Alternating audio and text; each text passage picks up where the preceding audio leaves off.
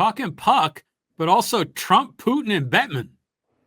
All right, let's talk about this. We have talked extensively in the last couple of weeks about the great accomplishment of Alexander Ovechkin, bypassing Wayne Gretzky's career goal-scoring record now at 895 goals, how the NHL has wrapped their arms around this great Russian player, future Hall of Famer, etc. Real interesting sidebar story. We have obviously talked about the intersection of sports and politics.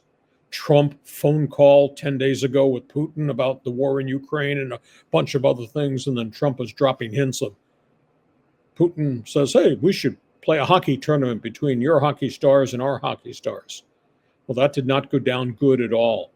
A report out of Montreal yesterday, an alliance of Russian hockey players who play in the NHL, play in the minor leagues, or play in Europe. An alliance of Russian and Ukraine hockey players have asked Commissioner Gary Bettman not to talk to Trump nor accept any form of negotiation with Putin and the Russians to put on any type of international hockey exhibition. At the end of the day, even though we had the great success with the Four Nations tournament, etc., they just don't want Russian players involved in any international play as long as the war with Ukraine is going on. Putin evidently said, let's have Team USA, Team Canada, and Russian players in a tournament. There was also talk about how about just having a USA, Canada all-star team play KHL all-star teams. I don't think this should go forward.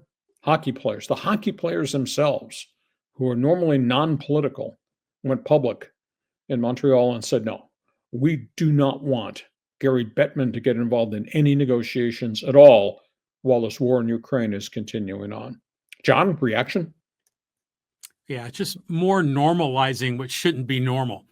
So this is, and I imagine that Putin is probably thinking, well, I can work a deal with Trump on this, but it's a shame. Because those players are professionals, they're stars, they deserve to play on the highest stage, but all this political nonsense and the war and everything else is screwing them. So the right thing to do is end the damn war and let's get back to normal.